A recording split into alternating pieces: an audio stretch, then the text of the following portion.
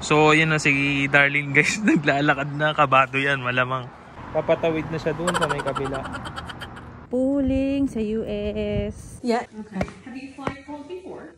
No, this is my first time. Yeah.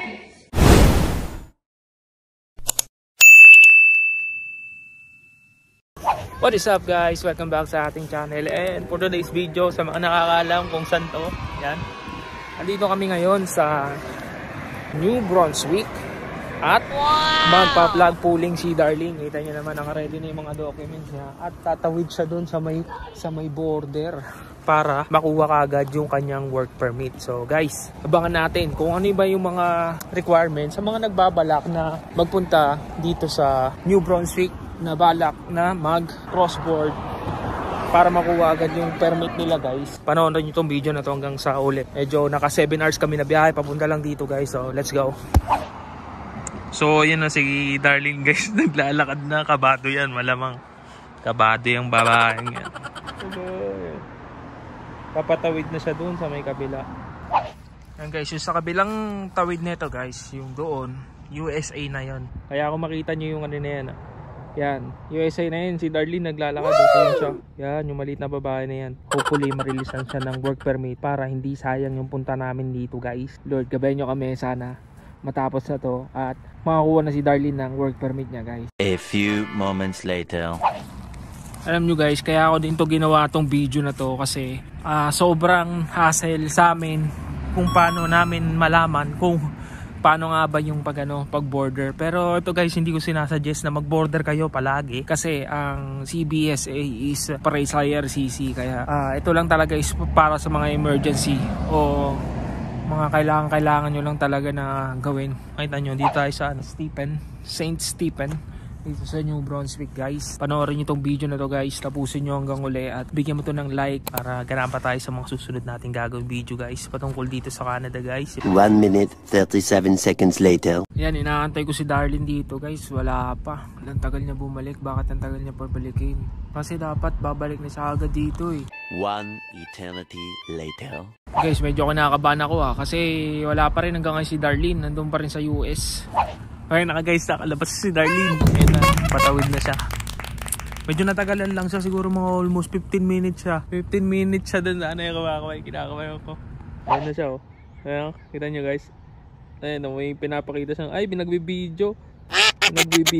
Guys, yan na guys. Pabalik naman tayo ng Canada, di ba? Pag US pa nga. Oh. Kabado ang person. Kapado ang person. Ayan, yan dyan. Yan ang border. Canada-US border. Ayan, nag-video din siya. Ayan na. Sana guys, makakuha siya ng work permit. Yan, nandyan na sa border. Tapos sa may, dito lang ang office. Diyan sa may likod. Bali, antayin na lang natin malabas. Mamaya malalaman natin kung ano yung pinag-usapan. Siguro chumika na naman yun dun guys eh. Kaya medyo matagal siya. Pero kung di yung chumika, malamang saglit lang yun. Pero babae kasi ata yung nandun sa border ng US. Kaya chumika-chika muna yung babaeng to. Pero yun guys, 7 hours yung binayahin namin para lang makapunta dito sa border. Umalis kami ng Shag Harbor, Nova Scotia ng 9:20 ng umaga. Nakadating kami dito almost 5 PM na guys. So haba ng biyahe. Nakailang pagas na ako, nakadalawang pagas na ako guys. Nakaka 110 na kami sa gas. A few moments later. Siguro ni-interview na siya as of the moment. Hopefully na makapasa siya at ma-release yung work permit niya kagad. I will take this opportunity to thank everyone na tumulong sa amin para malaman namin yung proseso ng pag-border o yung pagpa-flag pooling dito sa New Brunswick, sa Stephen, Canada. Ako na si Jojo, thank you sa pagbibigay ng advice. Kay Rowen, kay Jonathan, thank you din. Kay JM, thank you. Maraming salamat sa inyo guys. And kaya ko nga to ginagawa tong video na to guys para wala na ding matulad sa akin o kung meron mga future na ito din gawin yung ganitong pagpa-flag pooling is meron na kayong idea. Guys, ugaliin nyo magbasa kung paano ba yung mga yung proseso. Important is mag-base din kayo sa mga kakilala nyo na gumawa na noon para magkaroon kayo ng peace of mind para walang trouble kung sakali. And then kung may mga consequence man dapat harapin nyo yan. Gaya nga ng sinabi ko guys, ginawa ko tong video na to para lang mabigyan kayo ng idea tungkol kung paano yung pag flag pulling guys. A few moments later. Ayan guys, dito na si Carly! Yay! Kwento mo yung nangyari sa US border, napakatagal mo. Kasi chinika-chika pa ako nung doon, nung officer doon. Pero mabait sila, sobrang bait. Pagpasok ko pa lang doon, yun na yung lalaki, kinuha niya passport ko. Tapos iniskan niya. Tapos, pagtapos nun, sinundo na ako ng babae. Yung babaeng officer doon sa loob. Tapos, yun, chika-chika siya sa akin. Ganon, first time ko lang daw ba mag-flag pulling. Sabi ko, oo, first time ko. Kasi 2021 pa ako dumating dito, diba? So, yun nga, ang tagal daw. Ba't daw first time ko lang ngayon? Kasi gusto ko makuha agad yung work permit ko. Tapos, ayun, tapos may pinapilapan siya sa akin. Tapos, after nung pinapilapan niya sa akin, chinek niya yung biometrics ko. Nag-ano ko, ganon ako. Chinek niya sa computer? Ano na kami, parang kung biometrics. Kung ano yung ginawa sa akin. Ini-scan yung kamay mo? Yes, kung ano yung ginawa sa akin sa BFS, yun din yung ginawa sa akin dyan sa US. Kaya hindi nagka-problema, magkano pa nga ako dun sa sa kontrata, Bear Point kasi nakalagay. Shag Harbor yun. Tapos hindi ko alam yung contact number ng hinanap niya. Kasi yun, nakita naman niya. Tapos sabi niya, sa din ba yung island fishing? Sabi ko, hindi. No. Hindi naman talaga, hindi ko naman alam eh. Sabi niya, nasa yun. Kinakabahan niya ako kasi baka magka-problema. Tapos yun naman, okay naman na, nakita naman niya. Tapos, yun na nga, tapos kwento-kwento siya, mabait siya eh. Tapos sabi niya, Nasaan ka na? Sa border doon? Sa border! Sa US ka pala? Sa US pa ako, mahaba nga, di ba? Ang tagal ko doon. Sa US ka pala, tinatanong na yun? Oo, sa US pa lang tinatanong ka na. Yung kontrata? Doon ka mag-fill up sa US.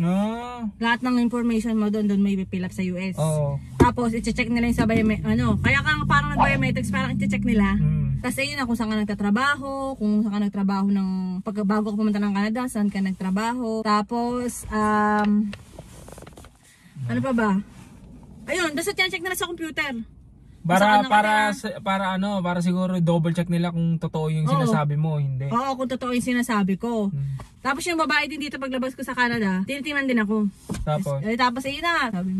Tapos anong binigay sa'yo? Tapos binigay ako ng papel na refuse ako. Gano'ng kalaki? Patingin? Wala, teka lang. Double check ko nga. Andyan ba o kinuha nila? Hindi ko alam kung kinuha nila eh, kasi sabi, eto na. Sabi niya, okay, sabi, pababalikin ka na namin sa Canada. Ayun na, bumalik na ako. Tapos, pagdating ko dito, hinihintay ko, syempre, di ako pwede dumiretso, hinihintay ko muna yung officer. Anong kulay ng papel? Para alam. Kulay puti. Parang normal na coupon band. Kasing laki ng coupon band. Yes, normal na coupon band lang na sinasabi lang doon, naka-indicate lang na refuse ka. Okay. Tapos, andun yung birthday mo, pangalan mo, ganun. Yun. Okay. Tapos, nung tumawid ka na, dala mo na yung papel. Nung tumawid ako, dala ko na yung papel tsaka passport ko. Hinihintay ko yung officer dito bago ako dumiretso. Siyempre, kasi nakakaya, diba? Hinihintay ko siya, tapos sabi niya, sige, doon ka, bumunta na ako. Kaya pumunta na ako dyan sa loob. CBSA. Pagpasok ko dyan, wala siya ng kinakausap. Wala siya kinakausap. Wala silang tao, ako lang. Tapos yung lalaki yung lumapit sa akin. Yung medyo mahina magsalita yung lalaki. Nakailang pardon yata ako. Tapos ayun na, tinanong niya ako na anong ginagawa mo dito. Sabi ko, kukuha sana ako ng bagong work permit. Tapos sabi niya, okay, ganun. Kailan ka pa dumating dito? Sabi ko, November 20, 2021. Tapos, ayun na, sabi niya, ano yung mga dala mo dyan? Hindi niya sinabi na specific kung ano yung ko. Kung ano yung mga dapat kong ibigay sa kanya. Basta sabi niya, anong dala mo dyan? Tapos let's see what you have. Ganun sabi niya sa akin. Binigay ko yung existing work permit ko. Okay, work permit, yung existing. Yung na-refuse ko daw na paper. Yung papel na binigay ng US. Ng US. Yung kontrata ko sa no end date. Okay. Tapos, yung job offer ko, pinasa ko din sa kanya. Job offer, Tapos, hinanapan niya ako, hindi ko naalala yung medical ko, pero tinanong niya ako, sabi niya, meron ka bang medical? Sabi ko, yes, meron. Binigay ko sa kanya. Doon ako sa harap niya nagkakakalkal eh. Tapos Nakita pa kanya yung mga old work permit ko eh, pero hindi naman na. Tapos, yung nomination ko, nomination letter, tapos yung letter of support ko. Okay. And then, binigay ko na din tong LMIA exempt number. Okay. Tapos, ano pa ba yun? Yun, tsaka yung passport. Tsaka yung passport. Anong tinignan sa passport mo? Ay, hindi ko alam. Sila nagtitingin. Oo. Medyo kinabahan pa nga Matagal ako. siya, matagal. Kinabahan na naman ako doon. Oo, yes, kasi tinawag niya yung isang kasamahan niya. Meron siyang parang meron siyang hindi makita or hindi ma-proceed dun sa ginagawa niya. Tinawag niya isang kasama niya. Tapos hindi na naman ma-proceed. Tapos tinawag niya yung isang babae. Kaya tatlo sila doon na tinuruan siya ng babae. Tatlo sila Tatlo sila yung nagkasikaso. Baka yung dalawa bago lang. Hindi ko alam. Tapos Habang may inaayos sila yung papel, may mga Canadian na umuwi galing US. Nagbabayad sila ng toll, $850. $8 lang. $8.50. Pag galing ng US. Oh, US. So, toll fee. Toll fee. Tapos yun na. Inaayos yun na. Tapos naayos yun na yung papel. Naramdaman ko na okay na ako nung pinagbayad na ako ng $155. Ganito guys, kaya ako tinanong sa kanya kung ano yung tinignan sa passport niya kasi unang-una bago kami magpunta dito, nag-worry kami kasi si Darlene, ang visa na na-release sa kanya na nakatatak sa passport niya is expired na.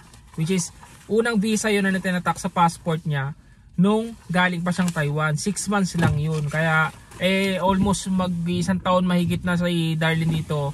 1.5 year na nga expired na yung visa na yun. Ngayon, hindi naman pala, okay naman pala. Kahit expired yung visa na nandun sa passport multiple mo. Visa. As long as yung work permit mo existing is pa. Okay and then meron ka pang existing status dito sa Canada, guys. Yes. At pa nga, kinuha niya yung yung all work permit ko. Kinuha niya? Kinuha niya. Tapos ginanon niya. Ganun. Next na wala kang copy? Wala. Okay. So, kinuha niya, and then kinuha daw yung original work permit. Tapos, meron naman tayo nung Meron naman ako copy nun Sa mga nagtatanong guys kung kailan may expired yung work permit ni Darlene, November 28 pa siya guys. So just in case gusto nyo agad pa rin yung nyo, o kung may mga emergency kayo na dapat gawin sa IRCC, I suggest na mag-border kayo. Pero kailangan lang maging kayo guys maalam at the same time lahat ng documents is dapat dala-dala nyo guys. Kagaya ng old work permit, passport, letter of support, nomination certificate. Kung hindi pa naman kayo nominated, LMIA. Yung LMIA na yan makukuha nyo kay employer. And then importante din yung job offer. Kailangan importante yung job offer nyo, yung address, no? Kasi yung address mo doon sa isang address ng company natin no. Hindi, yung address ko sa work permit ko doon sa Halifax sa kila Rachel. Okay, sinabi mo sa kanila. Niya ako. Sabi niya, dito ba yung address mo? Sabi ko, no, ito yung address ko. Yun na yun.